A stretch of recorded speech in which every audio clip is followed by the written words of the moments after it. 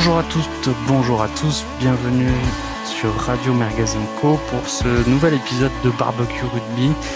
Nouvel épisode qui suit le premier week-end des test matchs d'automne, des matchs internationaux. Et pour débriefer ces matchs internationaux, mais également l'actualité du top 14, parce que le top 14 est quand même très cher pour nous, je suis très heureux de retrouver Thomas Castagnette. Comment tu vas, Thomas ? Bonjour, ça va très bien. J'espère que vous aussi. Très content de vous revoir et de débriefer avec vous d'une actualité ô combien chargée entre effectivement les matchs de la tournée et le top 14. Et avec moi également les deux piliers de consultants stars et vedettes de Barbecue Rugby, Dan Buster et Hugo Tarmac. Dan, comment vas-tu ? Eh bien, très heureux de vous retrouver. J'espère qu'on va en jouer des castagnettes. Et en dehors de ça, l'actualité est très, très, très, très lourde en termes de rugby et passionnante. Ouais, Hugo, bienvenue. Pareil, merci. Merci de souligner la qualité de nos interventions journalistiques. Oui, une actualité très forte et qui va aller crescendo. On en parlera évidemment dans la perspective de ce test match contre la Nouvelle-Zélande qui s'annonce chargé d'émotions. Tout à fait. Test match dans 15 jours. Avant ça, nous devons affronter les ogres géorgiens. Mais donc pour commencer, débriefons tout de suite, sans plus attendre, ce match de samedi soir, le match France-Argentine. Alors, moi j'ai une première question pour vous, c'est est-ce que les Pumas sont-ils le chat noir de l'équipe de France ? La preuve que non, puisque nous on vient de les battre. Bon, la vérité m'oblige à dire que je n'ai pas assisté au match. J'ai pas pu assister samedi soir au match de l'équipe de France. J'ai évidemment vu le résultat. J'ai évidemment lu la presse et les articles abondants sur tous les commentaires du match. Mais en ce qui concerne la question du chat noir, je pense que le chat noir était tout blanc, puisque malgré toutes les discussions qu'on va avoir, eh bien, ils ont été battus, ces Argentins. Donc, au-delà des commentaires sur telle ou telle action que je ne pourrais pas commenter, par contre, sur le choix des sélectionneurs et dans la perspective des autres matchs, je me permettrai de pouvoir intervenir. Donc, je vais laisser à mes autres confrères le soin de répondre plus précisément peut-être à cette question du chat noir. Écoute, Hugo, dans tous les cas, on est sur un barbecue rugby, donc n'hésite pas à donner ton point de vue, même sur des choses que tu n'as pas vues et dont tu ignores la vérité. Mais ça peut être d'autant plus intéressant. Tout à fait. Oui, peut-être que ma question était mal posée. Quand je disais chat noir, je voulais dire que j'avais l'impression, le sentiment que il y avait une espèce de rivalité entre l'Argentine et le 15 de France qui date on va dire, des années, je sais pas, Roncero, Dominguez, avec Laporte en face, où on a beaucoup subi ces confrontations, et j'ai toujours l'impression, moi j'ai eu ce sentiment-là devant mon écran de télévision, que les Argentins sont toujours animés de quelque chose supplémentaire, encore plus que sur les matchs classiques, quand ils jouent contre l'équipe de France. Et cette première mi-temps, alors je vais laisser Thomas et Dan en parler, mais cette première mi-temps a été quand même très très très rugueuse, et on s'est cherché des noises dans tous les sens quand même. Je suis entièrement d'accord avec toi. Je retrouve certains symptômes de la rivalité qu'on peut avoir avec les Italiens, notamment quand ils sont arrivés dans le tournoi Destination, où ils jouaient beaucoup en France et ils savaient, mine de rien, comment jouer pour, pas pas nous faire perdre parce qu'ils n'avaient pas non plus le niveau, mais pour nous embêter. Sauf que les Argentins ont exactement la même topologie. La seule différence que quand ils font leur tournée, eux, ils ont les All Blacks, les Wallabies, voilà, ils ont d'autres quand même équipes qui leur permettent de monter leur jeu et de nous embêter.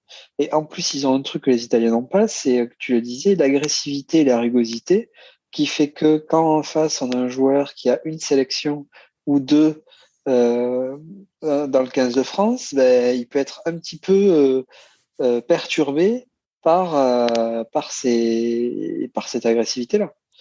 Et que, mine de rien, même si on gagne, on a eu chaud à plusieurs reprises.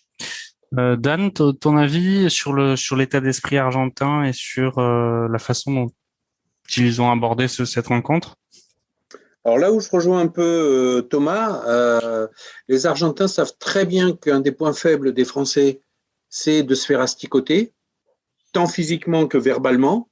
Et on a assisté à une caricature là-dessus, c'est-à-dire quasiment d'entrée. Les chocs ont été, je pense, impressionnants. Moi, je n'étais pas sur le terrain, mais j'étais devant la télé. En revanche, ce qu'on a très bien vu, c'est qu'à chaque fois qu'il y avait un point d'impact, les langues, il y avait beaucoup de verbes et de paroles. Et les Argentins, sur ce plan-là, ont vraiment, pour moi, absolument joué sur ce registre-là. Hein.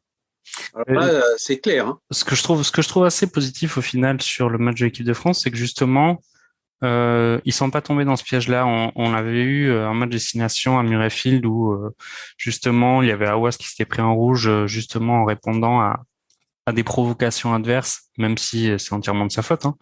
Et mais justement, j'ai trouvé qu'ils ont réussi à rester assez sobres. Et effectivement, je suis entièrement d'accord avec vous. Il y a eu dès les coups de sifflet, dès qu'il y avait un coup de sifflet, il y avait toujours un trois quarts argentin qui venait mettre quelques gifles à Aouas ou à Williams dans l'espoir de le faire dégoupiller possiblement. Et je dois avouer que ce n'est pas arrivé. Donc c'est tout à l'honneur d'Aouas d'avoir su mettre de l'eau dans son vin. Et d'avoir évité de. Alors évidemment, il y a eu des échauffourées, mais c'était jamais. Enfin, il n'y a jamais eu des gestes scandaleux, quoi. Il y a le jaune de Marchand qui normalement ne devrait pas avoir lieu. Et ce que fait Cyril Bay, c'est quand même. Il asticote dans ce cas-là et exactement. C'est à la limite, quoi. Tu sens vraiment qu'il y a une.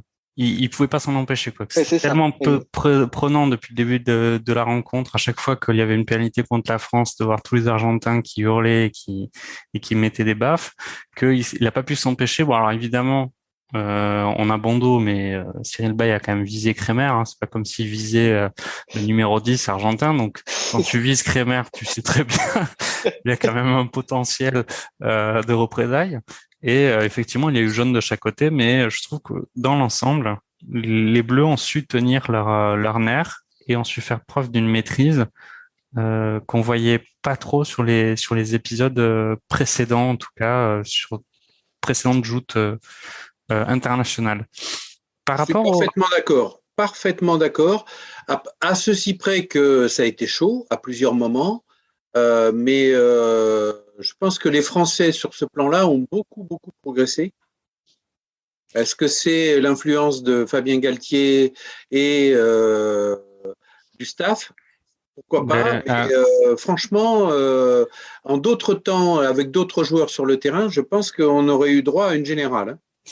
C'est possible. Et du coup, la transition est toute trouvée sur un mot sur le staff et la composition du 15 de France.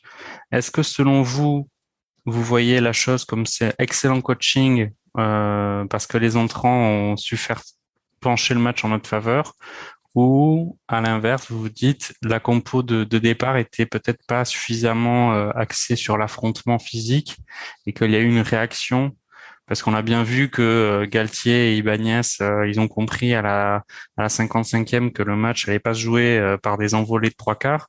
Et donc, en sortant Ntamak, en faisant rentrer Danty, on a compris que le jeu allait être plutôt sur du physico-physique, quoi. Perso, je pense, il y a 2 points. Le premier, c'est que j'étais très content de voir 2 matchs du Stade Toulousain le même jour. Voilà. Le deuxième point, c'est que j'ai l'impression, en fait, il fallait le dire.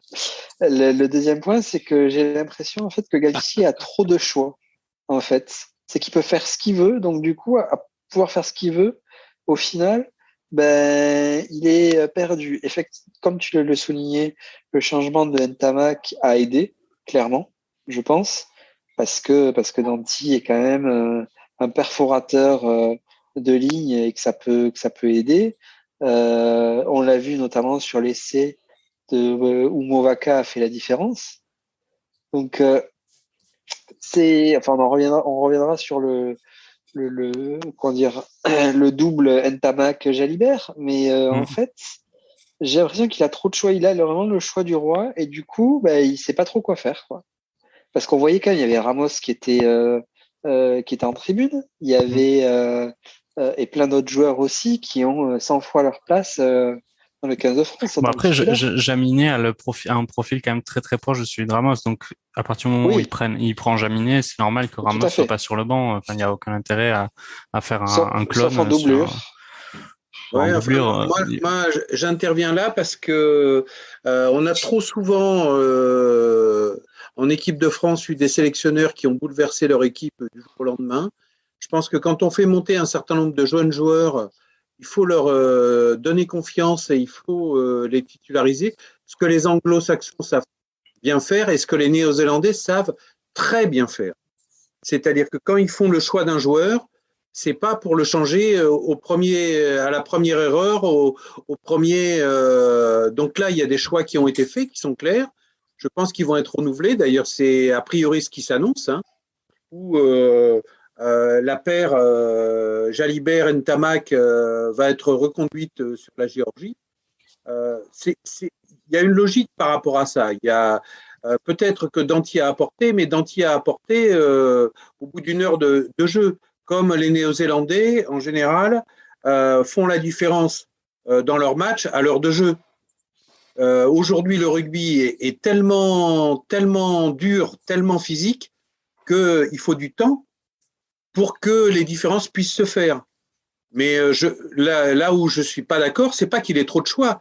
C'est la première fois depuis très très longtemps, voire à ma connaissance, ce n'est jamais arrivé, que l'équipe de France a une pléthore de joueurs qui sont au plus haut niveau international.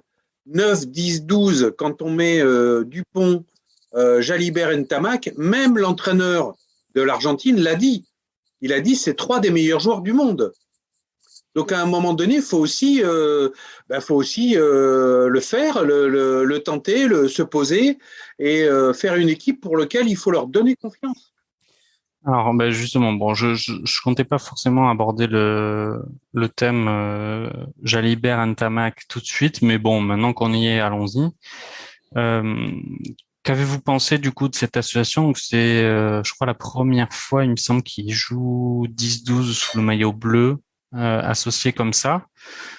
Moi, de l'extérieur, enfin de ce que j'ai pu voir, j'ai trouvé que, en tout cas sur ce match, ça avait pas porté ses fruits. Donc, à voir si vous y croyez. Est-ce que vous y croyez à cette association Jalibert Ntamak, Jalibert en 10, Ntamak en premier centre?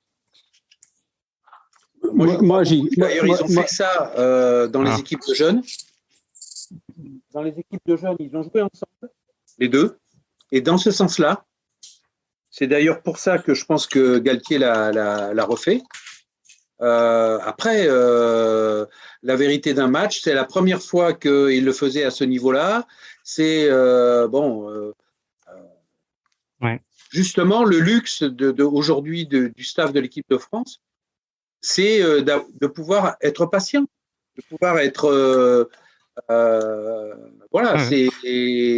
alors oui, on a une équipe en face qui a été rugueuse. Oui, on a une équipe qui a peu ou pas joué. Oui, on a une équipe, on a eu 2 équipes qui l'ont fait physico-physique. Eh ben, c'est comme ça. C'est aussi le rugby d'aujourd'hui. Et les Néo-Zélandais, ils n'ont pas besoin de beaucoup d'occasions pour planter des essais. Hugo, ce jeu-là.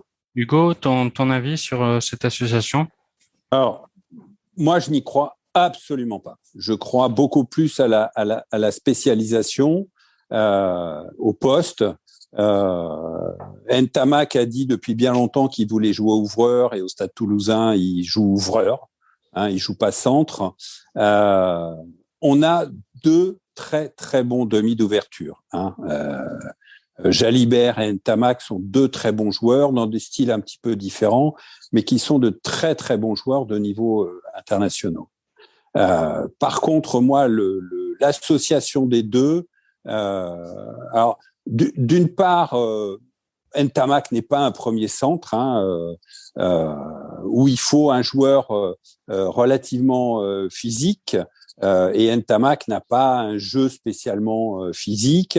Et d'ailleurs, quand il commentait au préalable du match, on disait Ntamak viendra en défense et quand il faudra défendre, et Jalibert sera plus sur la dimension d'attaquant. Moi, en tout cas, je crois beaucoup plus sur la spécialisation des postes. On a besoin d'une charnière qui se construise. Effectivement, on a pléthore et on a de très grands réservoirs et tous les postes sont doublés, sont triplés. Mais moi, je suis convaincu de la spécialisation. Pour moi, c'est pas du tout une bonne association. Je ne suis pas sûr que les caractères de l'un et de l'autre fonctionnent parfaitement. Je pense que Ntamak et Jalibert, en dehors du terrain, mais tout ça, c'est tout à fait personnel et gratuit, ne sont pas dans une entente parce qu'il y a une très grande rivalité par rapport à ce demi d'ouverture. On parlait de la Nouvelle-Zélande, de sa capacité à marquer dans un deuxième temps, deuxième mi-temps ou en milieu de deuxième mi-temps, mais les Néo-Zélandais n'ont absolument pas associé en premier centre Richie Mo'unga avec Boden-Barrett. Boden-Barrett fait certains matchs à l'arrière. Il a dit qu'il voulait jouer demi d'ouverture. C'est très compliqué, je pense, pour les sélectionneurs néo-zélandais. Mo'unga joue peut-être plus souvent maintenant que Barrett parce qu'il est beaucoup plus sûr en termes de coups de pied et de pénalité, même si c'est aussi un très bon joueur d'attaque. Il le prouve dans ses matchs. Mais on voit bien que les associations comme ça de deux demi d'ouverture, ça marche pas. Les Anglais s'y sont essayés avec Owen Farrell, ça ne marche pas non plus. Ouais, et le sélectionneur, ça a pas marché. Il y a eu quand même des résultats du côté anglais quand ils ont mis Ford et Farrell en premier centre. Il y a eu quand même. Alors évidemment, ils ont peut-être pas été champions du monde, mais en tout cas, ils sont allés en finale de la Coupe du Monde, comme ça. Ouais, mais enfin, moi, je ne crois pas. On a battu l'Argentine, Danty est rentré à la place de Ntamak, mais je crois qu'on a besoin d'une association. Et d'ailleurs, je pense franchement, on a, mis la doublette de centre Vakatawa-Fickou comme étant une des meilleures paires de centres. Quand les deux vont vont revenir. Qu'est-ce qui va se passer? On va mettre Vakatawa en remplaçant. C'est pas possible. Pour moi, il faut sur la charnière demi de mêlée, demi d'ouverture. Alors demi de mêlée Dupont, c'est une évidence. Quant au demi d'ouverture, il va falloir faire un vrai choix. Pour moi, ça n'est pas quelque chose de pérenne. Je partage pas mal ton avis quand même sur l'association, en tout cas en tant que telle, Ntamak Jalibert. Là, c'est pour l'instant, ils ont pas ça semble être, on n'a pas voulu choisir entre les deux, donc on met les deux sur le terrain. Et tu as tout à fait raison de souligner que Vakatawa étant blessé, il y a eu cette alternative-là. Et d'ailleurs, j'en profite pour dire que je trouve que l'absence de Vakatawa, même s'il fait un mauvais début de saison avec le Racing, je trouve que l'absence de Vakatawa s'est largement vue sur un match comme ça, où au final, on avait beau avoir, et on se pavanait avant le match, savoir des extraterrestres et des joueurs extraordinaires dans notre ligne de trois quarts, mais ce match, on le gagne quand même principalement devant. Même les essais qu'on marque, c'est Flamand et Movaka. Et nos trois quarts ont pas fait de différence. Et on a bien vu sur ce match-là que quand face à une équipe qui est ultra rugueuse dans les rucks et qui met un impact physique de tous les instants, ou en tout cas jusqu'à la 60e, Un joueur comme Vakatawa qui a la capacité gigantesque de faire jouer après contact, eh ben, au final, ça n'a pas de prix et c'est pas Ntamak ou Fikou qui arrive à le faire. Et alors, Jaminet a tenté quelques relances, mais on voit que ils ont des spécificités différentes. Mais moi, je trouve en tout cas que l'absence de Vakatawa s'est grandement fait ressentir sur le jeu offensif français. Thomas, quel est ton avis, toi, sur l'association Jalibert-Ntamak? Je rejoins à 100% ce qu'a dit Hugo, à savoir un 10, c'est pas un 12, c'est pas un 10. Et comme le dit bien Dourte, au final, Damak était le cocu dans l'histoire. C'est-à-dire que sous prétexte que potentiellement il peut jouer sur les deux postes, mais on l'a vu sur le deuxième, et ça le fait pas et ça peut pas le faire. Et en plus, je sais pas si du fait d'éviter de les mettre en concurrence pour ni froisser l'un ni froisser l'autre, ben, on a un mélange d'entre deux où au final, ben, on a un joueur qui est très bon à un poste, mais on a un autre poste qui lui plaît moins. C'est pas l'idéal. C'est Ouais. clairement pas l'idéal et je pense que c'est une erreur. Après on verra. Peut-être qu'ils arriveront à se trouver, mais Mais ça me ouais, dérange. c'est un peu à force de vouloir froisser personne, on frustre Ntamak. C'est ça. Et au final, est-ce que il vaut mieux qu'ils assument leur choix et disent, ben voilà, Jalibert est le 10 de l'équipe de France et c'est comme ça, ou est-ce qu'ils continuent comme ça? Je pense que par défaut, en l'absence de Vakatawa, c'est pas non plus mauvais. Et j'ai tendance à préférer Ntamak à Danti. Mais c'est vrai que à terme, ça peut pas fonctionner. Et Bon, ça fonctionnera pas, je pense. après, on se retrouve quand même avec des joueurs qui peuvent jouer justement au pied. On en a trois qui sont juste trop forts, quoi. Ben ouais, C'est on ça a le. ouais, Jaminet, Ntamak, Jalibert, sans parler de Dupont qui peut jouer, qui a quand Ouais, même un bon jeu au pied. C'est vrai, mais bon, est-ce que c'est nécessaire à ce niveau-là d'avoir trois non. joueurs au pied alors que déjà quand une équipe en met deux, on estime qu'ils sont riches. Je sais pas, je Je sais pas. pense que non. Mais et on arrive à une période, on est à 2 ans de la Coupe du Monde maintenant. Je pense qu'il faut installer maintenant un certain nombre de joueurs. On a dit pendant trop longtemps qu'il fallait que les joueurs accumulent de l'expérience, qu'il fallait à leur poste dans les rencontres internationales, qu'il fallait que des équipes se dégagent. On a pléthore, c'est très bien. On joue au rugby à 23, c'est parfait. Il y a plus de 23 joueurs de niveau international en France. Je lisais là pas plus tard qu'aujourd'hui. Dans les sélectionnés, il y a 4 piliers droits, il y a 5 ou 6 deuxièmes lignes. Enfin voilà, effectivement, jamais il y a eu comment dire autant de joueurs de ce niveau-là, mais je pense qu'à maintenant, il va falloir installer des automatismes, il va falloir installer des joueurs avec comment dire qui vont emmagasiner de la confiance et ça à tous les postes. Il va falloir que vraiment, encore une fois, sur le choix, je reviens sur ce choix pour moi qui est, qui est plus qu'un non-choix. Enfin, pour moi, c'est pas possible de continuer et de construire sur l'avenir avec deux demi d'ouverture, Ntamak en premier centre. Et encore une fois, c'est un choix à faire. Soit ils prennent Jalibert, soit ils prennent Ntamak, et donc il faudra assumer. Mais il faut que les joueurs maintenant, il y a un certain nombre de joueurs qui commencent à s'installer et à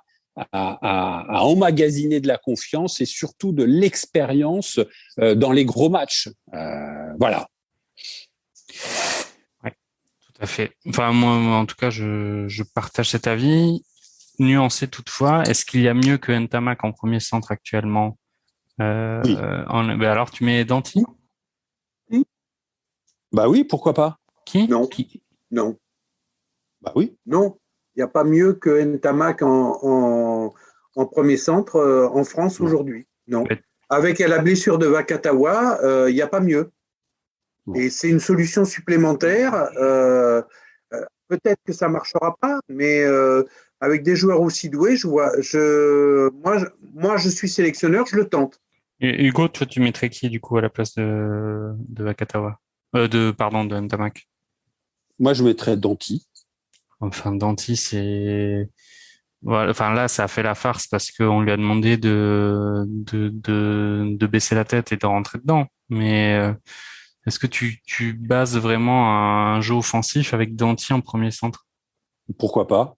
Attends, Barassi va revenir. il joue pas C'était à La qui l'autre Rochelle, hein. centre? Le deuxième centre, c'était qui? Bah là, Vincent. Ouais, mais Vincent? il s'est fait les croisés, Vincent, non? Oui, mais Non, c'est pas. mais on parle de joueurs qui n'ont pas le niveau international. La Barassi, Danti, Vincent, Si, Vincent, il a fait une belle François. tournée. Non, mais là, sur le match contre l'Argentine, qui était le deuxième centre? Bah, c'était Ficou. Ficou. Ficou. Bon, Bah, oui, Ficou, il a sa Oui. place. Bah, Et encore, voilà. il n'a pas été très bon. Mais tu mets qui d'autre à côté du Ficou? Ben moi, je te dis, moi, j'aurais mis Danti. Je ne mets pas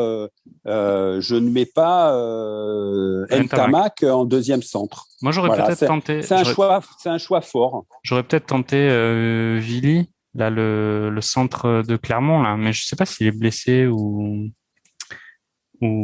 pas. Mais moi, enfin, le renouveau de Danti, j'y crois pas énormément. Mais bon, écoute, on va. Encore une fois, moi, je pense qu'il faut des joueurs. Il faut que les joueurs jouent à leur poste. Alors après, on peut trouver le jeu de Danti restrictif. On peut trouver que, mais en défense, ça passe pas. Ouais, on peut trouver que, voilà. Mais moi, je milite fortement pour que les joueurs soient installés encore une fois à leur, je vous à leur rappelle poste. que chez les jeunes, Ntamak, il jouait centre, hein, il jouait pas de milieu d'ouverture. Hein. Bon. Et que c'est le Stade Toulousain et l'entraîneur du Stade Toulousain qui l'a installé ouvreur. Hein. Bah, en tout cas, il fait les joueurs. Il fait le bonheur du stade. Il fait le bonheur du stade en 10. Oui. On sait qu'il a son potentiel, le meilleur potentiel en 10. Et après, moi, je pense que en l'état actuel des choses, sans Vakatawa, Ntamak est légitime pour être sur le terrain, même si, et je partage votre avis, je pense que c'est une solution qui ne doit pas être pérenne. Et ensuite, effectivement, il va falloir faire un choix. Il va falloir faire un choix d'ouvreur, un vrai choix d'ouvreur. Et moi, je suis un peu déçu qu'il n'ait pas pris Vili de Clermont, qui fait un bon début de saison. Voilà.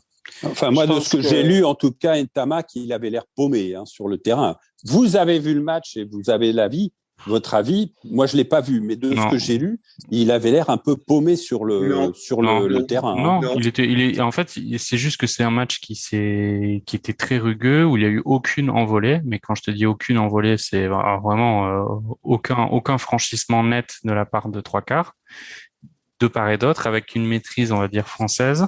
Et au final, il y a aucun trois quarts qui a sorti son épingle du jeu. Hein. Ça, c'est entièrement d'accord avec l'analyse qui vient d'être faite. Donc, ça a été une partie de physico-physique. Donc, Ntamak, comme Ficou, comme Penaud, comme Villiers, avec un peu moins Jaminet, qui a été peut-être, qui a un peu plus couru balle en main, mais c'est parce qu'il réceptionnait les chandelles des autres. Mais sinon, il y a eu vraiment, c'est pas pour dire que ça a été un mauvais match, hein, mais il y a aucun trois quarts qui peut dire, moi je me suis régalé, j'étais bien sur le terrain. Hein. Et même Dupont. Ça s'est joué à 8 contre 8. Hein. Même Dupont, on l'a pas vu. Bon, il aurait dû marquer un essai qui a été annulé pour une VAR qui a été omniprésente à ce match. Mais bon. Donc, en tout cas, on a... Mais j'ai une question, par contre, justement. Vas-y. On soulignait Dupont, là. Dupont est flamboyant. Hein. C'est peut-être un des 2 ou 3 meilleurs joueurs du monde, mais il joue à Toulouse avec un pack qui le met dans des situations, dans un fauteuil, comme on dit. Hein, là, visiblement, le pack argentin a pris un peu le dessus. Qu'est-ce que vous pensez de la performance du 8 de devant? Mais justement, c'était ma question secondaire. Donc, tu m'as très bien remplacé, Thomas. Qu'as-tu pensé du match du pack français? j'ai trouvé que le pack était à la hauteur compte tenu de l'agressivité des 8 adverses. Parce que mine de rien, bon, ils jouent pour la plupart dans le meilleur club de France, donc ça peut aider, certes. Mais quand on voit les premières lignes, ils étaient quand même là, ils étaient présents. Marchand, j'ai trouvé qu'il faisait un super match où il grattait. Heureusement qu'il était là pour gratter, mine de rien, parce que ça fait longtemps qu'on n'avait pas de gratteur comme ça. Et il les embêtait à plusieurs reprises où il était présent quand il y avait des phases offensives de l'Argentine et il réussissait à renverser ça. Après, je les ai trouvés, mine de rien, à la hauteur et très bons. Parce que historiquement, de ce que je me souviens, l'Argentine en mêlée à chaque fois nous donnait des déculottés, quoi. C'est quand même une mêlée qui était connue pour être ultra agressive et ultra bonne en mêlée. Donc Alors, je les ai trouvés vraiment à la hauteur. alors, les Argentins, ça fait maintenant quelques années où ils sont un peu plus faibles en mêlée, et d'ailleurs où ils se font, ils ont des problèmes contre la Nouvelle-Zélande et l'Australie et l'Afrique du Sud. C'est un des principaux problèmes dans les matchs justement du Sud. Quant au pack de devant, le pack a été relativement bon, avec une troisième ligne qui n'a pas été bonne. Et d'ailleurs, s'il y a des changements sur la Géorgie, ça sera des changements en troisième ligne.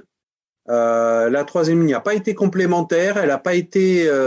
Et après, en deuxième ligne, je ne vois pas ce que Willem C fait en équipe de France. Ça, je maintiens. Alors, j'ai pas aimé. Donc, c'est un bon joueur de top 14, mais je veux dire, la dimension internationale, c'est autre chose. Et je trouve qu'il ne l'a pas. Après, voilà. Après, donc ça fait beaucoup. La première ligne a été à la hauteur. Flamand a été bon. Et après, les quatre autres, ils ont été. On ne peut pas dire qu'ils ont été mauvais parce que le pack français a fait au moins jeu égal et a même peut-être été un petit peu supérieur au pack argentin. Mais c'est tout, hein. Je veux dire. Moi, j'ai pas la même lecture que vous du match. Et moi, ma lecture, c'est vraiment que, en tout cas, en première mi-temps, on s'est fait bien secouer en mêlée fermée, où on a été pénalisé plusieurs fois en mêlée et on subissait. Et l'entrée des remplaçants ou des finisseurs, comme dit Galtier, a fait beaucoup de bien à ce sujet-là. Et on gagne les mêlées de fin de match où on leur rentre dedans. Mais sinon, je trouve qu'en première mi-temps, sur les mêlées fermées, on a quand même pas mal subi. En touche, c'était pas pareil. Woki a fait du bien quand même en touche. Il a volé 2-3 ballons. Je partage aussi ton avis sur Cross et Jelonge qui ont été peut-être un peu plus en dedans ou en retrait. Et Willem C a pas été très bon et je pense qu'il apporte ses 140 kilos. C'est un peu le clone de Taoufik Fenua d'ailleurs. Hein. Quand tu fais rentrer Taoufik Fenua à la place de Willem C, tu fais sortir un 36 tonnes pour un 35 tonnes. Quoi. Et et après, je trouve qu'effectivement, ça m'a un peu étonné que la mêlée française, en tout cas au début du match, quand à Awas, Baye et Marchand, où on disait qu'on avait quand même une première ligne gigantesque, on s'est bien fait bouger, je trouve. Et moi, je suis convaincu par Awas. Je pense que s'il arrive à être canalisé et il peut être un pilier très solide du 15 de France, oui, clairement. Ben moi je sais pas. Moi jusqu'à présent, autant Marchand et Bail, depuis qu'ils jouent au Stade Toulousain, ils ont trouvé, et en équipe de France, ils ont trouvé. Autant Awas, moi jusqu'à présent, j'ai pas vu Awas faire un match, ou même un match référence. Hein, Ah, si, je pense il en a fait là, hein, quand il a sur des matchs de destination l'année dernière, il en a fait. Hein. Lequel? Bah, enfin, j'en ai pas en mémoire, mais je pense que les matchs où l'équipe de France a été dominante en mêlée, enfin, vu qu'il a joué titulaire tous les matchs qu'il a pu jouer après, sauf son carton rouge contre l'Écosse, je pense qu'il a quand même sa part de réussite. Hein. Mais sûrement, la preuve, si on croit au sélectionneur, la preuve, mais j'arrive pas à être convaincu. Après, c'est vrai que les entrants ont fait une belle rentrée. Gros a fait une belle rentrée. Movaca a fait une très belle rentrée aussi. Bref. Donc, en tout cas, Hugo, toi, je sais pas ce que tu avais lu dans les analyses qui t'a fait poser la question sur le 8 de devant, mais on a des avis un peu différents. En tout cas, Ouais, j'ai un j'écoute. sentiment un peu mitigé sur ce match. Je suis un peu inquiet de faire match Argentine, puis match Géorgie, puis match Nouvelle-Zélande, parce que est-ce que c'est un vrai test, le match contre la Géorgie, avec tout le respect que j'ai pour les Géorgiens? Ça peut être un test devant, effectivement. Oui, devant. Devant, ça peut être un Parce que test. la Géorgie, ça s'arrête au 8. Ouais, voilà, ça Les 8 s'arrête au de 8. devant. Après, Après, là aussi, ça peut être aussi un risque de voir Ntamak et Jalibert jouer très bien contre la Géorgie et qu'on se dise, ah, ça y est, on a enfin trouvé le bon duo pour final arriver non, le non, match non. après contre les Blacks. Donc, on va voir. Ok, De toute façon, ce qu'on dit tout à l'heure sur Argentine-France, il faut le dire aussi sur Nouvelle-Zélande-France. C'est-à-dire qu'on est quand même le chat noir de l'équipe de Nouvelle-Zélande. La Nouvelle-Zélande joue différemment face à tous les pays du monde, et puis face à la France, ils jouent différemment. Et comme la France vis-à-vis de l'Argentine, c'est pareil, c'est des matchs très particuliers. Les Néo-Zélandais, pour eux, une des raisons pour lesquelles les Néo-Zélandais aiment les Français, c'est à cause du rugby et à cause des problèmes qu'on leur pose sur un terrain de rugby. Pour se souvenir de la finale de 2011, l'équipe de France a fait un seul bon match de toute la Coupe du Monde, c'est la finale. Et la finale, ils méritent de la gagner. Et c'était contre qui? C'était contre la Nouvelle-Zélande. Et les Néo-Zélandais face aux Français, ils jouent pas pareil. Ils sont plus fébriles, ils sont moins sûrs d'eux, parce qu'ils pensent qu'à tout moment, les Français peuvent faire quelque chose qui n'existe pas. C'est incroyable. bon, Dan, un mot quand même sur l'action Ray Charles de Mathieu Jalibert là, sur l'essai. Comme Michalak s'était fait contrer par Retallick en quart de finale de la Coupe du Monde à Cardiff en 2015,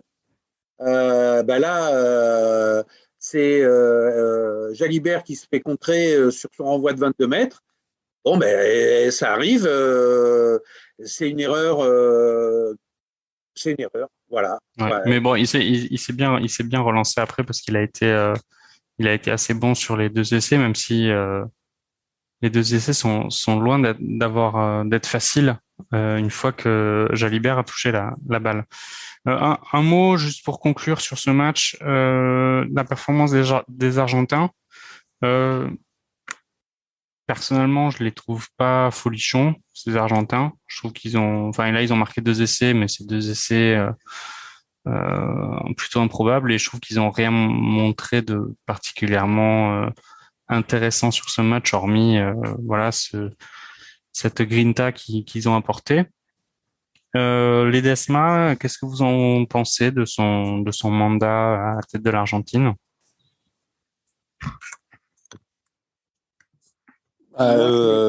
Ledesma, moi je trouve que il a une équipe dont tous les joueurs jouent dont tous les joueurs jouent en Europe. Imaginons l'équipe de France où tous les joueurs jouent dans d'autres pays. C'est pas évident. L'Argentine joue effectivement le Four Nation. Hein, il joue habituellement contre l'Australie, contre l'Afrique du Sud, contre la Nouvelle-Zélande. Quand nous, on joue le tournoi Destination, comme nous, on joue le tournoi Destination. Donc, c'est à la fois très difficile, la cohésion, réunir tous les joueurs. Il n'y a pas la profondeur, hein. Encore une fois, il faut répéter qu'en France, il y a 200 ou 300 000 joueurs. Il n'y a pas 200 ou 300 000 joueurs de rugby en Argentine. Il y avait les Jaguares, mais c'est fini. C'était il y a pas si longtemps que ça quand même, le Jaguares. Oui, mais voilà. Donc c'est difficile, c'est très très difficile je pense, pour un sélectionneur argentin. Et puis ces matchs-là, Argentine contre l'Australie, contre l'Afrique du Sud, contre la Nouvelle-Zélande, c'est pas rencontrer l'Italie, le Pays de Galles, l'Écosse ou même l'Angleterre. Bon, on parlera tout à l'heure de un petit peu, j'espère, de l'Écosse, mais voilà. Moi, je trouve que il s'en tire comme il peut et pas trop mal avec les armes qu'il a dans une situation qui est difficile. Voilà. Ok. Je suis entièrement d'accord avec ce que vient de dire Hugo Tarmac. Entièrement d'accord. Très bien. Thomas, ok. Exactement. Bon. Il fait ce qu'il peut avec ce qu'il a. Je trouve que contre les grandes équipes. Je trouvais qu'il a quand même un vivier de 3 quarts qui sont quand même assez intéressants. En top 14, on a quand même pas mal d'Argentins. Il y en a quand même, hein, à Bordeaux-Bègles, par exemple. Tous les bœufs qui jouent derrière. Juanimov, c'est pas un bourrin. Voilà. Buros. Il n'y a pas Buros aussi, là, à l'UBB? Oui, il y a Corletto. Il est à Corletto aussi, à l'UBB, non? Mais il est blessé. Corletto? Je crois, je sais plus. C'est Corletto qui est. Oui. Si, Corletto, hein, qui joue Buros, à l'UBB. il est français, hein. Romain Buros. Hein. Attends, mais Corletto. Si, il est blessé. Corletto. Ok, bon. Je vais vérifier ça. Il faudra qu'on regarde nos fiches. Exactement. Ok, du coup, on va enchaîner. On a fait un peu déjà. On a un peu parlé sur la compo contre la Géorgie, ce match qui est un peu piège par rapport aux enseignements qu'on pourrait en tirer en vue de la match à Nouvelle-Zélande. Et donc, évidemment, parlons pas du prochain adversaire de l'équipe de France, mais l'adversaire dans 15 jours de l'équipe de France, les All Blacks. Bon, vous avez vu pas forcément les matchs, ou vu que vous êtes quand même des chroniqueurs experts, vous les avez certainement vus. Que pensez-vous du collectif des All Blacks à l'aune de cette tournée d'automne? C'est satisfaisant d'un point de vue économique pour tout le monde là, de faire tous ces matchs qui enfin ramènent des sous dans les caisses de ces pauvres fédérations. Mais d'un point de vue rugbystique, il y a quand même des enseignements à tirer de ces matchs. Comment avez-vous et jugez-vous le niveau de l'équipe des All Blacks qui, je vous le rappelle, n'est pas championne du monde et a été éliminée lors de la précédente Coupe du Monde par les Anglais en demi. Thomas, par exemple, dis-nous. Que penses-tu des Blacks? À juger de leur niveau, tant ils gagnent les matchs avec une facilité déconcertante. Donc, si on regarde juste les replays, en fait, on se dit, c'est juste les All Blacks. Et puis, ils se mettent légèrement au-dessus du niveau de leurs adversaires et ils leur marchent dessus. Donc, j'attends de voir avec impatience le match contre la France. Comme tu disais tout à l'heure, c'est vrai que la France, on leur pose toujours des problèmes, voire même on réussit à leur en poser quand on pense qu'on va se prendre Fanny. Donc, j'attends de voir avec impatience. Après, ils sont quand même toujours rugueux, rapides. J'ai hâte de voir le match contre la France et de voir comment ils vont s'en sortir. Avant le match de l'équipe de France, il y a quand même un énorme test déjà contre l'Irlande ce week-end. Parce que Irlande-Nouvelle-Zélande, Irlande est une équipe qui a aussi réussi à battre les Néo-Zélandais. Et je pense que là, en tout cas d'un point de vue néo-zélandais, ils n'ont pas encore la tête tournée vers l'équipe de France. Hein. Ils ont la tête tournée vers le match contre l'Irlande. Dan, ton avis sur les Blacks? Mon avis sur les Blacks, moi je suis S-body à chaque fois ou presque que je les vois jouer, même s'ils ont fait un petit match contre l'Italie, vraiment un petit match que j'ai vu. Là encore une fois, hein, ça s'est joué en deuxième mi-temps et c'est un peu quand même la particularité des Blacks maintenant depuis. Mais ils sont flamboyants, je veux dire, il y a des actions, il n'y a que sur la planète rugby pour pouvoir les faire. Ils ont une vitesse, une technicité devant, derrière. Il y a des moments où on a l'impression que le pilier est 3 carrels et que le deuxième ligne est demi d'ouverture. C'est franchement époustouflant. Alors après, peut-être qu'ils perdront contre les Irlandais, mais au moins, ce que j'aime moi avec la Nouvelle-Zélande, c'est qu'ils donnent une fraîcheur au rugby. Même s'ils sont rugueux, ils sont très durs devant, ils sont costauds, mais ils donnent une fraîcheur, une beauté au jeu. Et juste, il y a des moments, c'est à tomber. Hein. Il y a des moments, c'est des danseurs. J'en profite pour vous inviter tous à regarder l'essai des Néo-Zélandais, un essai qu'ils ont mis contre le Pays de Galles en deuxième période, là où c'était le remplaçant au centre qui a mis un essai assez fantastique avec une attaque main-main et un jeu au pied de Barrett. Enfin bref, je pense que si vous allez sur Google, vous tapez essai All Black contre le Pays de Galles, vous allez voir cet essai-là qui est magnifique et je vous le mettrai en lien de description du podcast pour que vous puissiez tous le regarder. Hugo, on a longtemps parlé, en tout cas en Nouvelle-Zélande, du côté de Wellington et d'Auckland, de l'absence de Retallick pendant les Four Nations parce que Retallick partait jouer au Japon. Là, il est revenu. Il retrouve du coup cette énorme deuxième ligne qui est Whitelock Retallick. Est-ce que tu penses que c'est clairement là le socle, là où se situe le socle du jeu des All Blacks? Ça en fait partie. Comme je le disais tout à l'heure, grosse spécialisation des joueurs à tous les postes. Et quant à la deuxième ligne, Whitelock, Retallick, je pense qu'il y a peu d'équivalents avec autant d'expérience. Je sais pas, ils doivent être chacun à plus de 50 sélections. Je ne sais même pas à combien est Whitelock. Mais effectivement, c'est une poutre. C'est une des poutres maîtresses. Après, moi, je suis un inconditionnel des All Blacks. Je trouve que depuis un an,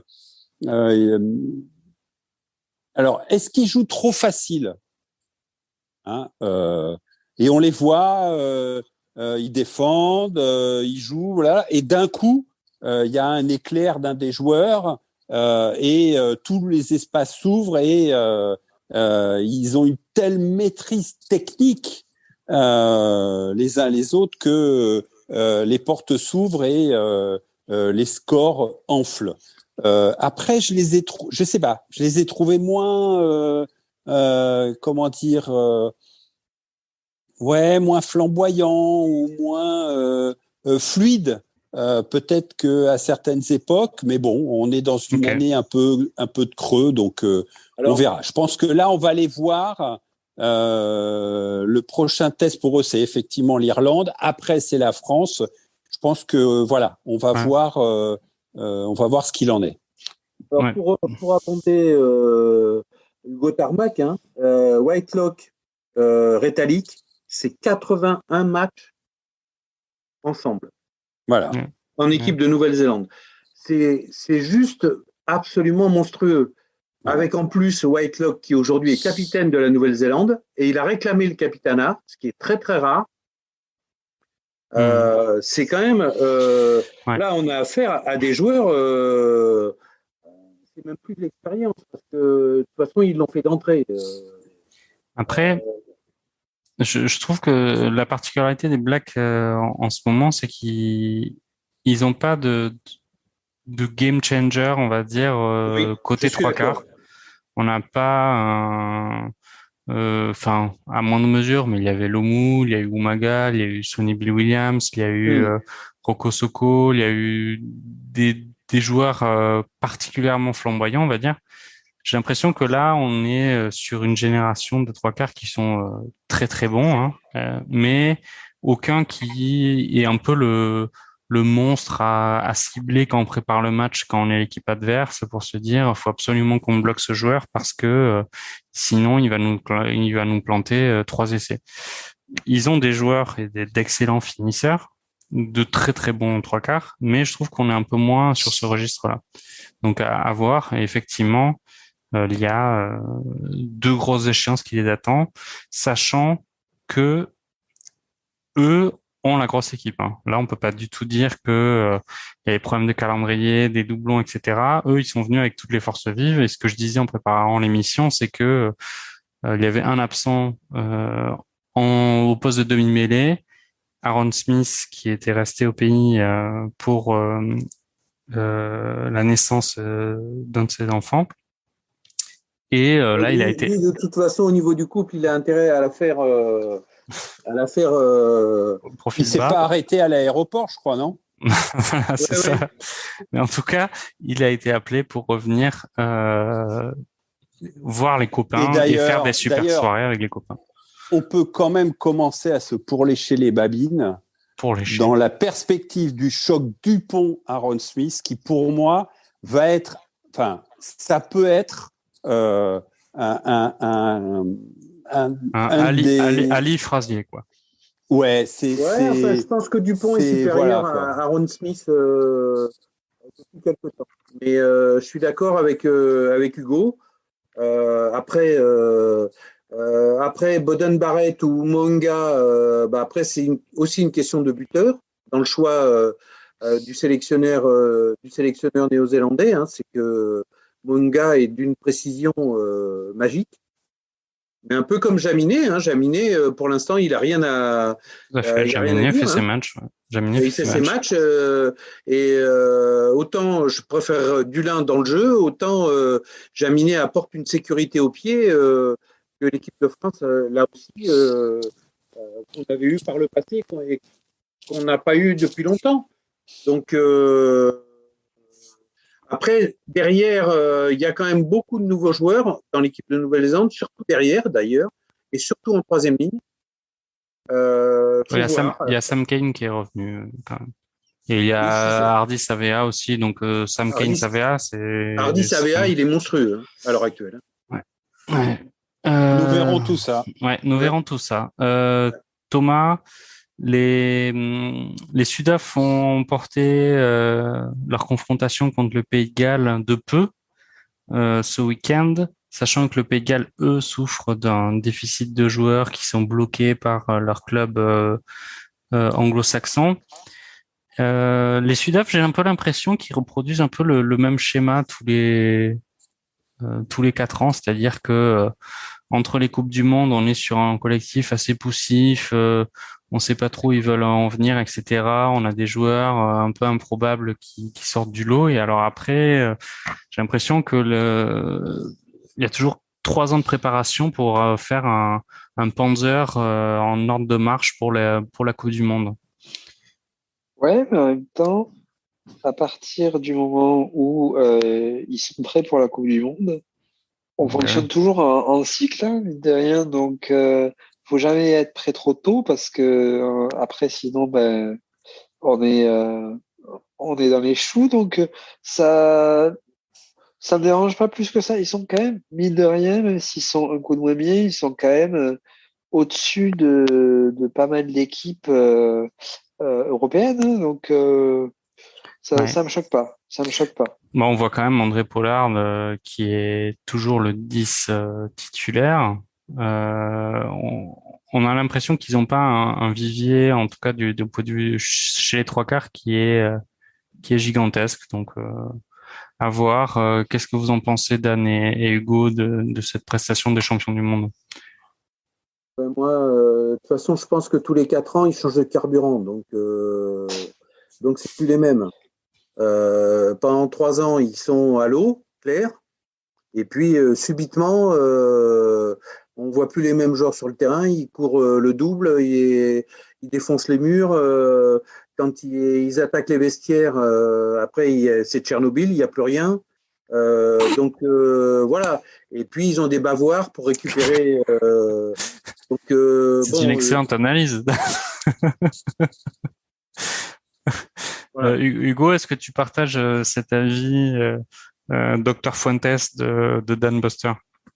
Moi j'ai vu la tournée indigente de Des Lions. Des Lions Astéroïde. en Afrique du Sud. Je crois que même en série B française ou n'importe quel pays d'ailleurs, on jouait mieux au rugby qu'ils ont remporté. Moi, je trouve que l'Afrique du Sud a un jeu hyper restrictif, uniquement basé sur un jeu de combat et d'avant, avec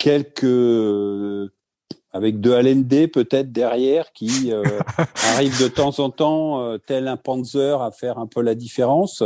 Mais voilà, pour moi, l'Afrique du Sud aujourd'hui, c'est vraiment, enfin.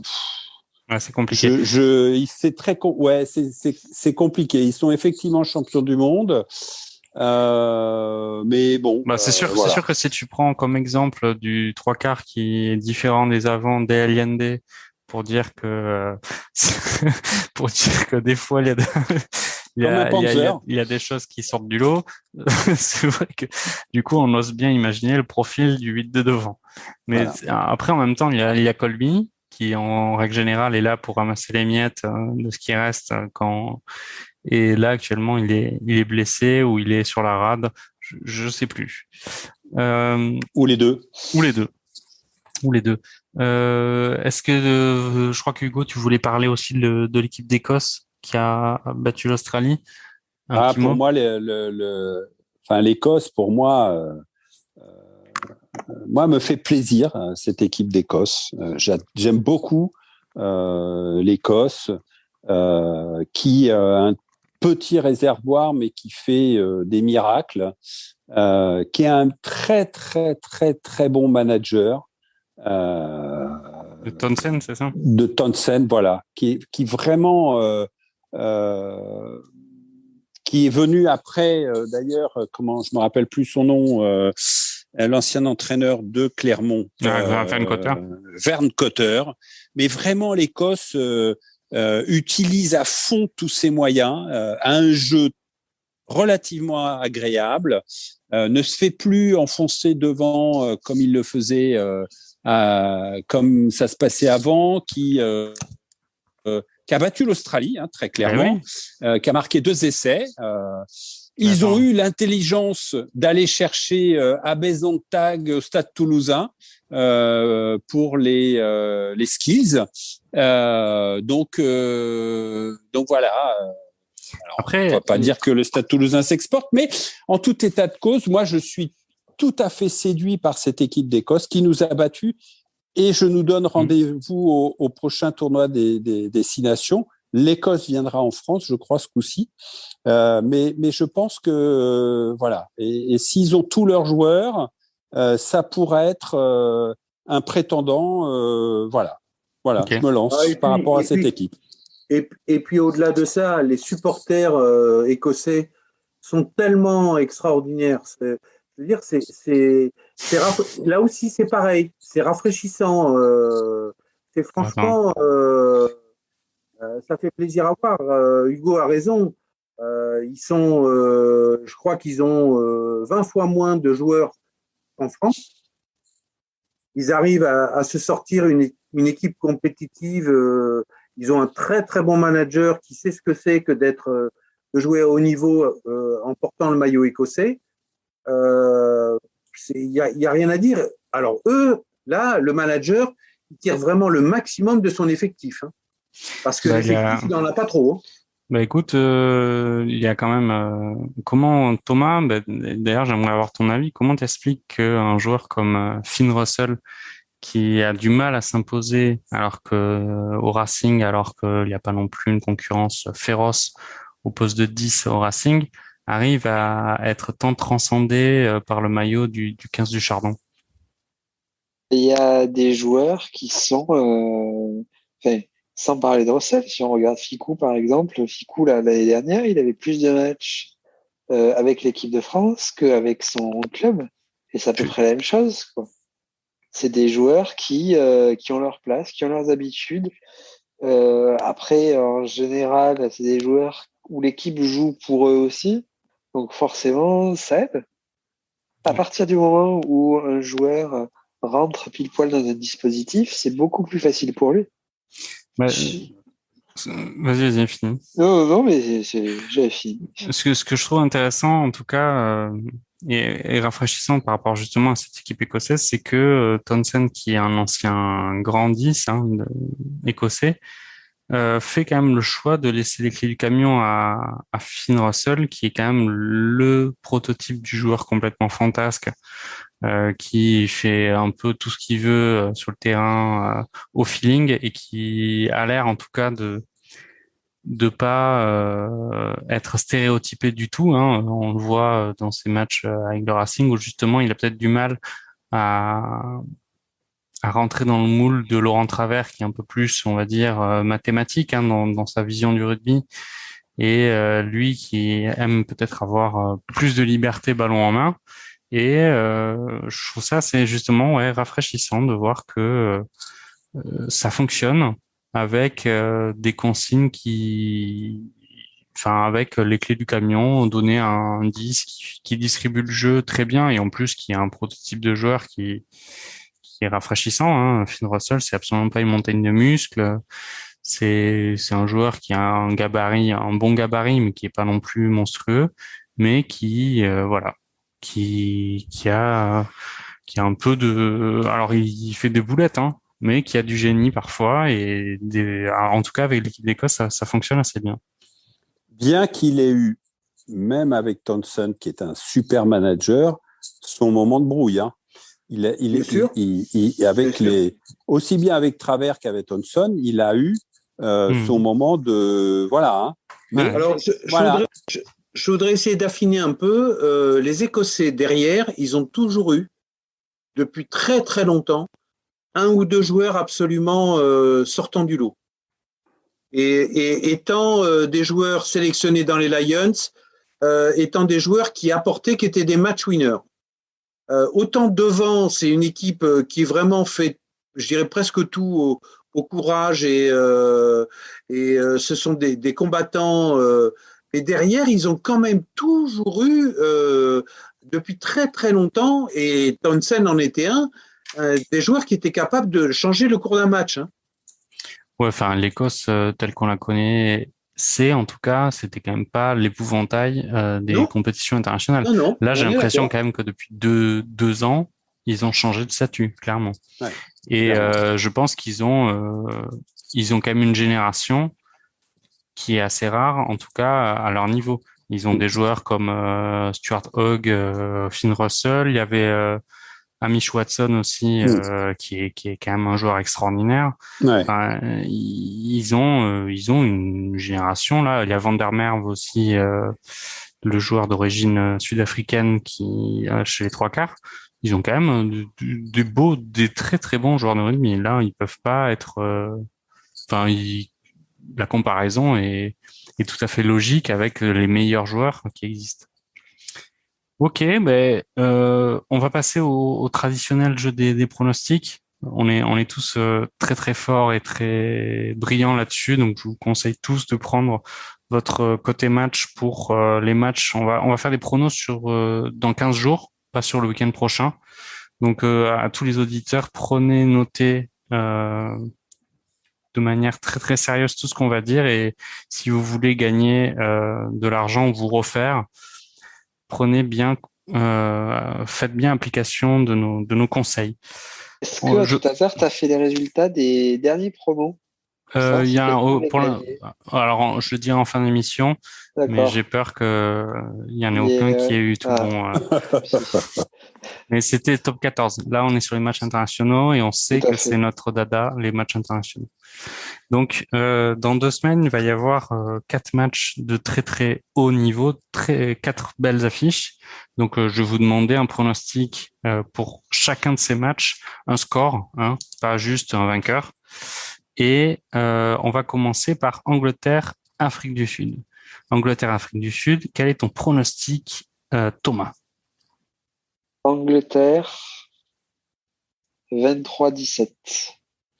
Angleterre 23-17. Hugo, ton prono? 20-10 pour l'Angleterre. 20-10. Et Dan? 25-19 pour l'Angleterre. Ok. Moi, il y a un truc que j'ai pas trop suivi, c'est est-ce que tous les internationaux anglais ont été libérés par leur club? Parce qu'il me semble que oui, mais du côté gallois, ça n'a pas été le cas. Donc, et du côté Clairement. australien, et du côté australien non plus d'ailleurs. Et parce que par exemple, Quade Cooper ne fait pas partie de la team Australie, alors qu'il avait fait un gros Four Nations. Du coup, je pense que ouais, ça va être un match serré et l'Angleterre va l'emporter 28 à 10. Donc pas si serré que ça au final. Non, 28-10, c'est pas serré. Non. Deuxième match, Pays de Galles-Australie. Alors là, le Pays de Galles qui vient de perdre donc à 2 reprises, ils viennent de se prendre une trempe contre les Néo-Zélandais. Ils ont perdu sur un score beaucoup plus serré contre l'Afrique du Sud. Quel est votre prono, Thomas? Australie, j'avais 203. Tac, tac, tac. Je dirais 15-10. Ok, un petit match quoi. Ouais. Hugo, Pays de Galles, Australie. Moi, je vois l'Australie gagner. Je les vois pas perdre un deuxième match. Je dirais 25-15. Je poursuis. Je voudrais souligner l'extraordinaire sportivité du rugby, de l'esprit du rugby et des Australiens. En voyant le capitaine de l'équipe, le capitaine emblématique de l'équipe d'Australie. Exact. Michael Hooper, Oui. aller remettre l'emblème, le bâton, comment dire, des aborigènes australiens à l'arbitre français qui arbitrait un match international pour la dernière fois. Ouais. C'était encore une fois une très très belle image du rugby. Voilà. Je ferme la parenthèse. Et qui m'a rappelé le maillot de Maradona versé ou donné par les Néo-Zélandais contre l'Argentine après le décès de Maradona. Tu peux donner le nom de l'arbitre, hein, c'est Romain Poite qui va continuer à officier en top 14 et en Coupe d'Europe, mais qui effectivement a arbitré son dernier match international ce week-end et qui, à la suite de Nigel Owens, qui lui aussi a arbitré son dernier match, je crois que c'était pour justement France-Écosse, il me semble, lui aussi prend sa retraite. Donc une nouvelle page se tourne du point de vue des arbitres. Dan, ton prono sur Pays de Galles Australie? Les Gallois, je les vois en grande difficulté. Je vais dire un 23-12. 23-12 Australie. Il faut pas oublier que l'Australie a modifié quand même on n'en a pas parlé, mais a modifié sa politique envers les joueurs sélectionnés et bizarrement, cette politique leur a permis de choper plusieurs deuxièmes lignes qu'on connaît bien du côté du top 14 avec Willy Goliath Skelton qui a été appelé et tours jumelles et les tours jumelles du Stade Toulousain, mais sauf qu'il y a une des deux tours jumelles qui s'est blessée. Donc on a un R Arnold parce qu'on sait honnêtement on sait pas lequel des deux c'est qui joue avec l'Australie. Non, on ne sait même pas si eux savent au final. C'est ça la grande question. Et déjà, le staff du Stade Toulousain ne sait pas à chaque fois, donc ils en disent un des deux, si les gars ont... Mais bref. Du coup, Pays de Galles Australie, ouais, bah effectivement, je vois également l'Australie l'emporter, et je vois que je pense que le match va pas être terrible. Je suis un peu du même avis que Thomas, donc je vois bien un 18-12 assez moche. Troisième match. On va faire un Irlande-Argentine. Irlande-Argentine, Thomas. Alors là, le trèfle contre le Puma. Là, c'est... Je veux dire l'Argentine. Ok. Je suis joueur, mais un 13-10. Encore un gros match, quoi. Toi, t'es plutôt pour le rugby champagne, hein, Thomas. Et Hugo? Moi, moi, je vois quand même l'Irlande. Match hyper rugueux. Mais avec les supporters irlandais, je pense que l'Irlande peut l'emporter. Petit score, hein, moi je vois un 12-6. Ok. Dan? Moi, je vais dire 14-12 pour les Argentins en souvenir du quart de finale de 2015, où les Argentins avaient battu les Irlandais à la surprise générale. Donc, c'est deux équipes qui sont un peu à la peine quand même. Les Irlandais ont du mal à renouveler leur génération. On parle même pas de leur demi d'ouverture qui en est à 50 000 blessures et 25 KO et qui veut jouer encore. C'est eux. Je pense qu'ils ont une trajectoire qui est un peu inverse à celle des Écossais. Ils ont eu une génération extraordinaire avec O'Connell, O'Driscoll, Sexton, Stringer, etc. Et ils ont manifestement quand même un peu plus de mal à renouveler leur rugby une fois que ces joueurs-là ont pris leur retraite. C'est ça. Et effectivement, ça peut paraître un peu compliqué pour eux. Moi, qu'est-ce que je vais dire? L'Argentine, moi, je trouve qu'ils m'ont pas du tout séduit d'un point de vue rugbystique. Donc, je vois les Irlandais l'emporter et je vois un 21-10 pour l'Irlande. Bon, ben enfin, il nous reste la cerise sur le gâteau, hein, on va espérer. C'est ce France-Nouvelle-Zélande.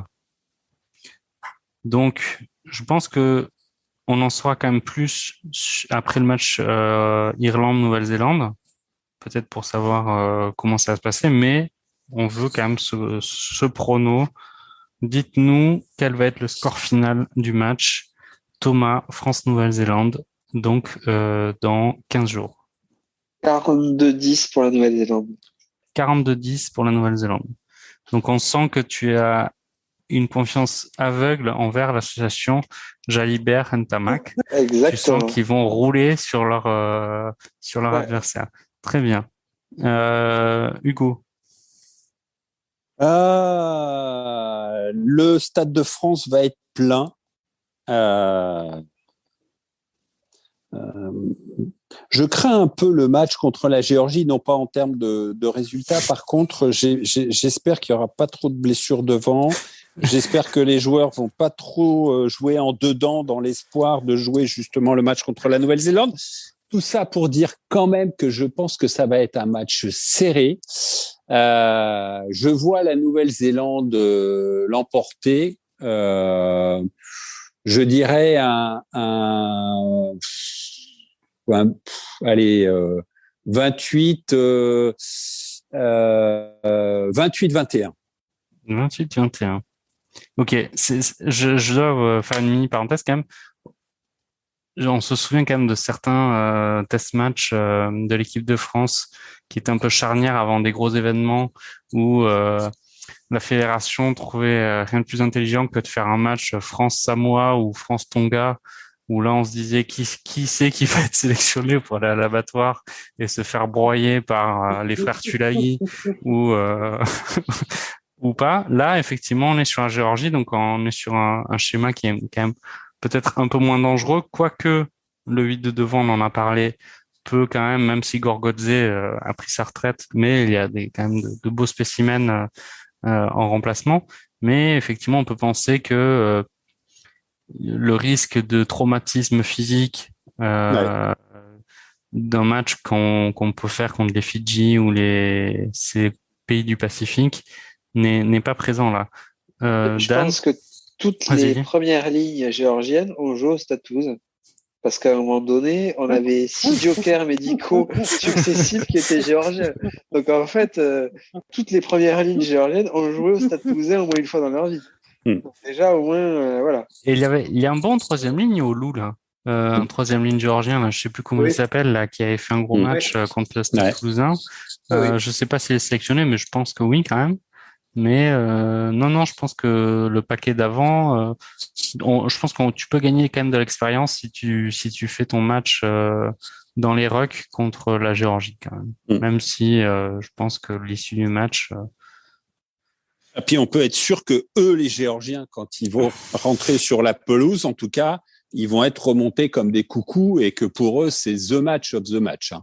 Ça, Ouais. c'est clair que voilà. Dan, France-Nouvelle-Zélande. 23-21 pour l'équipe de France. 23-21 pour l'équipe de France, avec mon petit doigt me dit qu'avec un drop de Jalibert. Avec un essai de Jalibert et un essai d'Entamac. Ok. Moi, je vois l'équipe de France gagner. Enfin, quoique il n'y a pas Vakatawa. Et Vakatawa, c'est un peu mon chouchou en équipe de France. Donc, ouais, si je vois l'équipe de France gagner et je vois l'équipe de France l'emporter 18-7. Voilà. Donc, bon, j'espère que vous avez tous pris bonne note de nos pronostics. Grosso modo, on est tous sur le même gagnant pour l'Angleterre. On est tous sur le même gagnant pour l'Australie. Irlande-Argentine, Dan et Thomas sont pour l'Argentine. Hugo et moi sommes pour l'Irlande. Et France-Nouvelle-Zélande, Thomas et Hugo voient les Néo-Zélandais gagner et Dan et moi voient le coq manger la fougère. On va passer à la dernière étape du barbecue rugby. Donc là, on est plutôt sur le dessert. Le dessert, c'est le top 14. Donc, top 14, les joies du rugby nous offrent tout un lot de moments croustillants, comme ces doublons de matchs entre les tests internationaux et des journées du top 14 qui se déroulent au même moment, avec un tribut à payer plus ou moins lourd en fonction du club dans lequel on est et du club qu'on supporte. Et j'ai l'impression, Thomas, que toi, tu as ton petit avis sur la question. Quel est le club français qui subit le plus ces matchs internationaux? C'est clairement le Stade Quelle Toulousain, question. avec 11 joueurs, je crois. Et puis, et non pas des moindres. Et voilà, le Stade Toulousain est victime de son succès. Heureusement, on recevait Perpignan samedi, donc ça a pu aider. Mais c'est compliqué. C'est compliqué, c'est doublons, 3 semaines de suite. Et notamment, en fait, c'est pas tant les doublons en soi, c'est potentiellement la casse qu'il peut y avoir en équipe de France derrière, en fait. C'est surtout ça. Parce que si on perd un Dupont, bah, le Stade Toulousain, c'est pas le même. Si on perd un Tamac, c'est pas le même. Et surtout, moi, il y a quelque chose que j'ai pas compris, c'est que des joueurs comme Lebel et comme Ramos jouaient pas, et pour autant, ils ont pas été renvoyés en club. Donc j'espère qu'ils vont jouer contre la Géorgie, parce que sinon, c'est un complot de Galtier pour affaiblir le Stade Toulousain. Je vois pas ça autrement. Tu mets le doigt sur quelque chose de vrai, c'est que Galtier, si on se souvient de sa carrière, c'est quand même un joueur de Colomiers.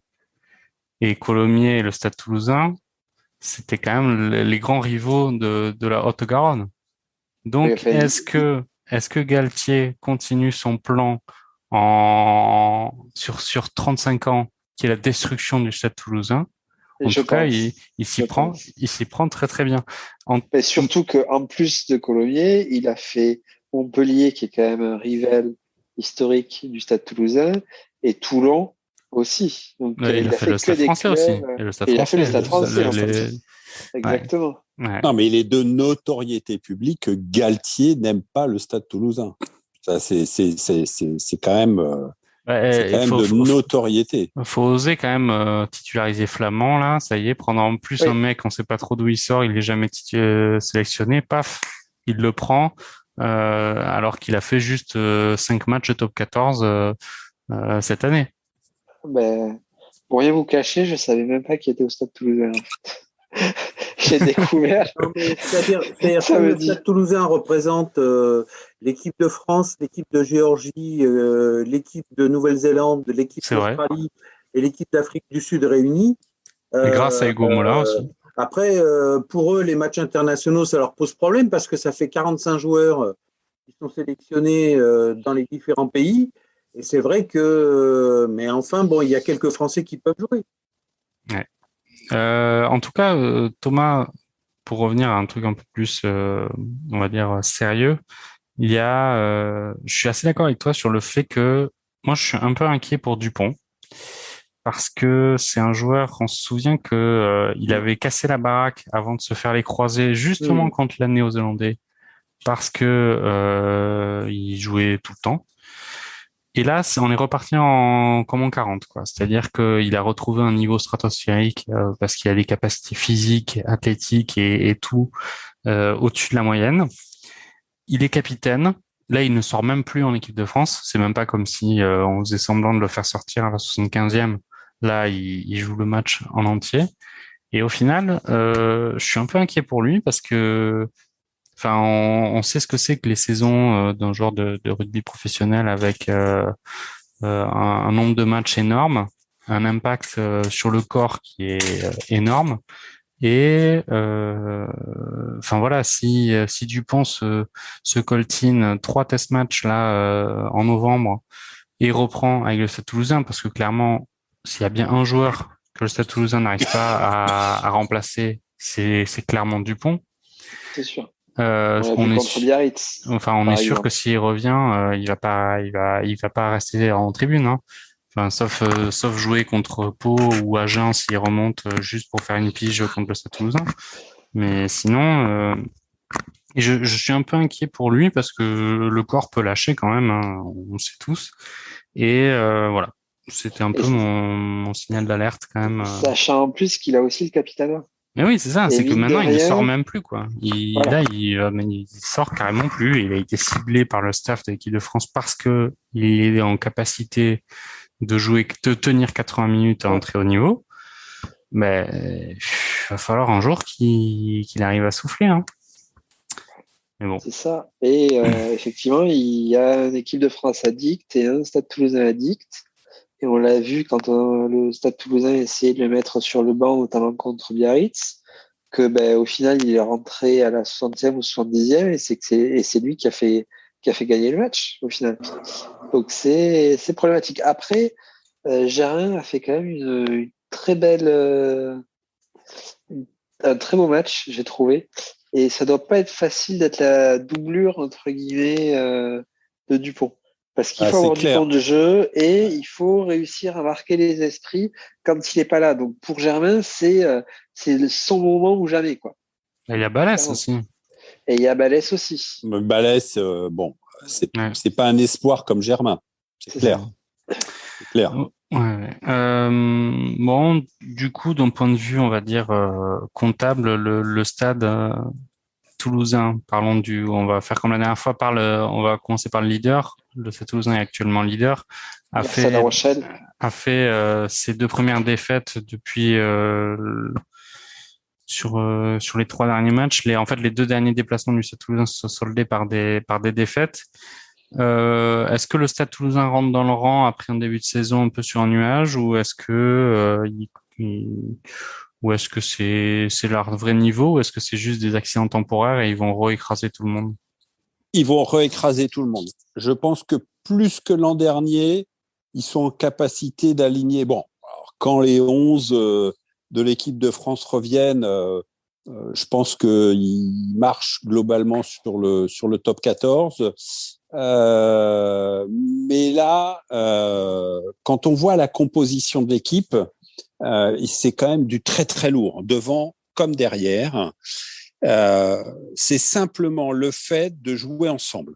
Voilà. Il y a 11 joueurs titulaires qui sont partis, donc c'est une autre équipe qui joue et elle a simplement besoin de matchs, ensemble, de se régler, de se trouver dans les combinaisons et autres. Mais voilà, ils sont au-dessus. Ils sont au-dessus très clairement. Il y a globalement en termes de volume de jeu aujourd'hui, il y a l'UBB, mais il y a beaucoup de matchs qui sont quand même très décevants, hein. Je sais pas si vous avez vu, on va en parler peut-être, hein, de Toulon contre Clermont. Non, c'est compliqué, voilà. ouais. Il y a Montpellier aussi qui va revenir, mais voilà. Quant au Stade Toulousain, encore une fois, je pense que plus que l'an dernier, ils vont être en capacité et encore plus l'an prochain que cette année d'aligner deux équipes du fait de leur formation, du fait des joueurs, du fait de voilà. Okay. Alors, juste avant que tu interviennes, Dan, un mot rapide, un point positif, il y a le retour de Guitoun, qui revient d'une très longue blessure, et on lui souhaite tout le meilleur et de pas se reblesser, d'être de nouveau performant, parce qu'on sait qu'une paire de centres, Guitoun, Aki, au top de leur forme, peut faire très mal, et on va espérer pour lui qu'il revienne bien. Vas-y, Dan. De toute façon, le Stade Toulousain est peu concerné par les matchs internationaux parce qu'ils ont 2 équipes et demie, voire 3 équipes en stock qui pourraient jouer le titre. Donc qu'il y ait 3, 4, 5 joueurs, le seul joueur qui leur manque en championnat quand il est sélectionné, et il est sélectionné à chaque fois et il joue tous les matchs, c'est Dupont. Mais après, pour le reste, ils ont 2, 3 doublures qui pourraient être titulaires dans n'importe quel autre club. Donc les clubs vraiment niveau 3/4, niveau 3/4, je suis pas convaincu. Niveau 3/4. Parce que Médard. Enfin, Guitoun, Aki au centre. Ouais, vas-y. Tozin, Médard, Bonneval, c'est pas titulaire dans tous les clubs de France. Hein. Médard, si. Médard, non. Médard, il fait. Médard, c'est un joueur. Même avec la grosse équipe, il joue. Hein. Ouais. Et puis, à 34 ans, franchement. Non, mais je dis pas que c'est un bon joueur, que c'est pas un mauvais joueur, mais je dis que je trouve pas que ce soit un top joueur du Stade Toulousain, ni du championnat de France. Ce n'est plus. Objectivement, le Stade Toulousain, ils ont 2 équipes pour jouer le titre. C'est le seul club qui a un réservoir pareil. En tout cas, clairement, vu le niveau des autres en ce début de saison, c'est vrai qu'on peut aisément se dire que le Stade a de la marge parce que les autres cadors, en tout cas présumés cadors du championnat de France, ont quand même beaucoup de mal à se lancer. Du coup, une transition s'est trouvée sur l'UBB. Dan, tu es un peu notre spécialiste de l'UBB, de Christophe Furios. Comment tu vois tes poulains? La trêve internationale leur coûte très cher. Ça, c'est clair, parce qu'ils n'ont pas le réservoir du tout du Stade Toulousain. Après, je pense qu'ils seront dans le dernier carré à la fin de la saison. Et puis, on sait que le championnat et le top 14, c'est le championnat d'un côté en poule, et puis après, c'est 3 matchs où il faut aller jusqu'au bout. Et on ne sait jamais. Mais je pense qu'ils seront dans le dernier carré. Ils ont un très grand entraîneur qui est avant tout quelqu'un sur lequel je pense pas que j'irai passer beaucoup de temps avec, mais je pense qu'il se révèle un meneur d'hommes exceptionnel. Ils ont réussi à faire prolonger Mathieu Jalibert, ce qui n'était pas gagné du tout au départ. Voilà, je pense que l'UBB a une très belle équipe, peut-être, je sais pas, en première ligne, peut-être un peu juste, mais après, en troisième ligne, c'est flamboyant. Lucu est surprenant, et on a derrière le titulaire patenté qui se fait la cerise. Après, l'UBB est pas du tout pareil. Alors là, par contre, au Stade, on peut dire qu'il y a peut-être un début de Dupont dépendance, mais à l'UBB, il y a une Jalibert dépendance qui est totale, qui est colossale. Ouais. Thomas, lors du précédent épisode, on louait un peu les mérites de nos promus qui arrivaient à faire. Ils avaient deux victoires, je crois, ou qui avaient déjà réussi à avoir une victoire au moment où on avait enregistré.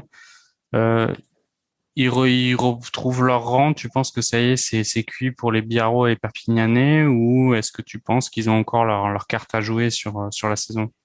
Alors je me suis pas trop penché sur les Biarros, quoique, mais les Perpignanais, je les ai trouvés vraiment très bons contre Toulouse, en fait. Et vraiment une équipe qui n'avait rien de promu. Ils faisaient du jeu, ils étaient bons. Ils se sont fait un petit peu secouer en mêlée, chose qui, il y a 10-15 ans, était quand même leur point fort. Donc, mais je les ai trouvés très bien. Très bien. Et je pense qu'en fin de championnat, ça va se jouer de peu contre des équipes comme Pau, par exemple. Mais de rien, ou La Rochelle, qui, j'ai l'impression, est sous perfusion. Ça me fait vraiment, à part le dernier match contre Bordeaux, mais Hmm. il n'y a pas énormément de jeux. C'est pas le La Ouais, Rochelle de l'an dernier. ouais. Ouais. Bah là, de toute manière, j'ai l'impression quand même qu'on va se retrouver avec des prototypes de calendrier où il y a les promus qui font des croix sur à peu près tous les matchs à l'extérieur, sauf quand ils jouent contre des adversaires directs et qui bétonnent leur équipe à domicile. Et on peut. Ouais, mais je trouve, moi, pour avoir vu Biarritz-Pau et Perpignan aller jouer à Toulouse, moi, je trouve qu'ils jouent, ils envoient du jeu. J'ai en tête un essai de Biarritz de près de 100 mètres sur une relance totalement improbable. Euh, Perpignan qui mène à la mi-temps, enfin non, qui est en match nul parce que il y a un essai dans les arrêts de jeu sur un groupé pénétrant toulousain, mais qui à un moment donné plante deux essais au stade. Je sais pas à la fin, sans doute ça va être très difficile et la saison va être longue pour ces clubs-là, mais je trouve qu'ils jouent très crânement leur chance et ils ont un jeu qui est plus séduisant à voir que certains cadors. On parlait de Toulon, par exemple, bon, c'est terrible ce qui arrive à Toulon en ce moment. Mais voilà, je trouve que ils ont un jeu très séduisant.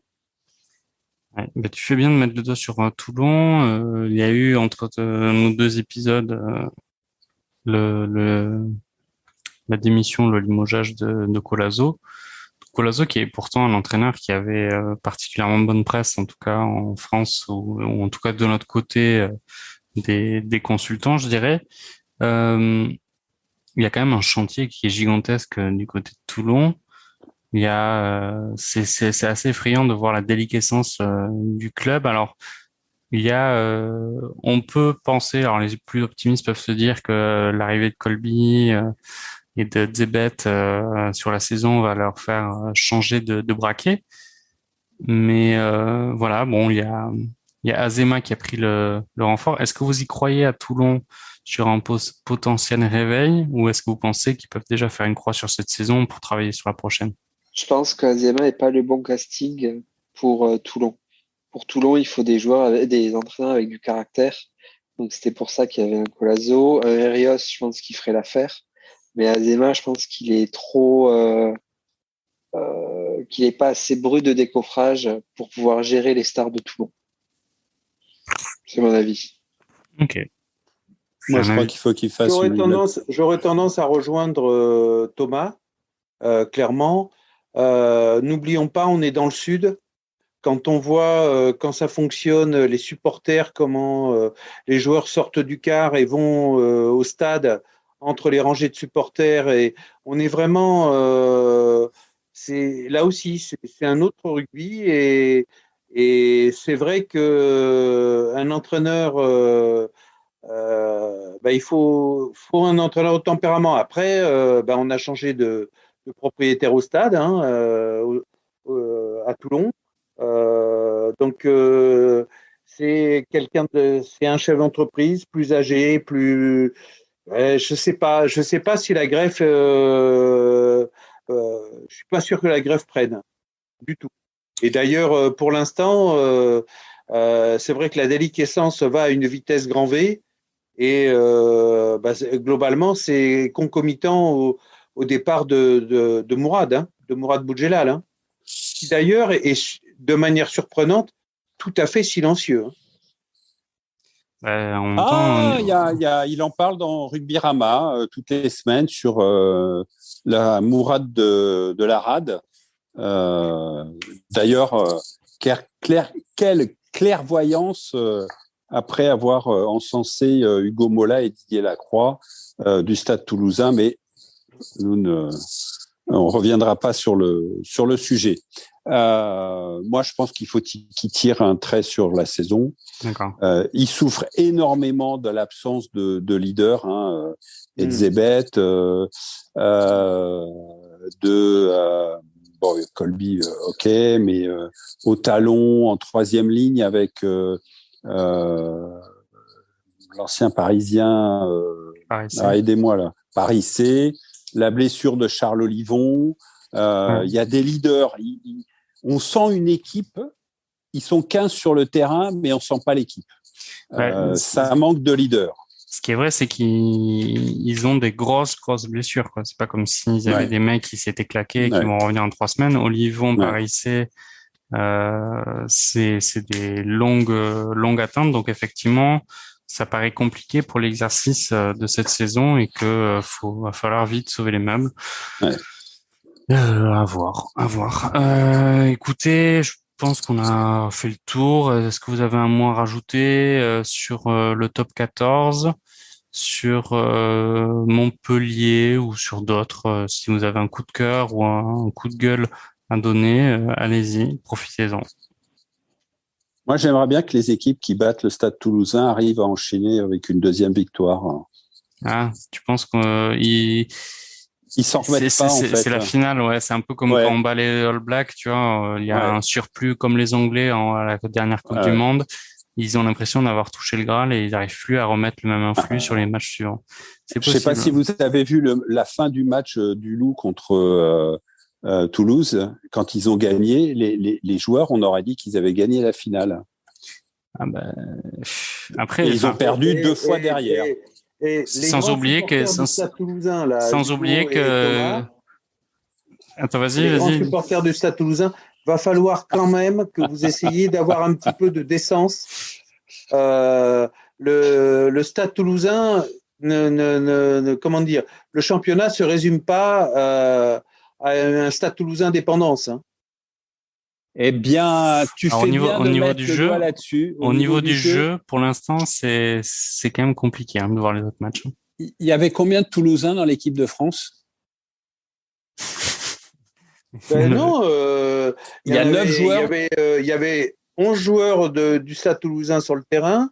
Il y avait 6 joueurs dans l'équipe d'Australie. Il y avait 14 joueurs dans l'équipe de Nouvelle-Zélande. Il y avait 5 joueurs dans l'équipe d'Écosse. Ouais, au Pays de Galles, il y en avait combien? Il y avait combien de joueurs du Stade Toulousain qui ont joué contre l'Argentine? Il y en a 9. Ouais, mais avec les entrées de Movaca et de il y a Ramos n'a pas joué, Lebel n'a pas joué et Aldeguerri. Ah non, il y a Aldeguerri, donc ça fait 8.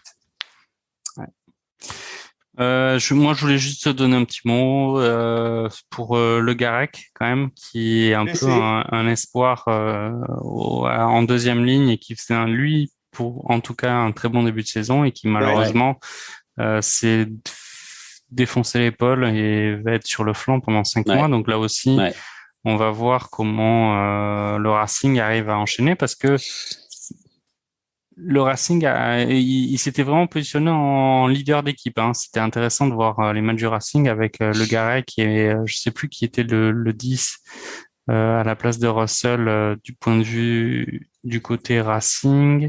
Ah oui, c'est le jeune. Un jeune aussi, bien.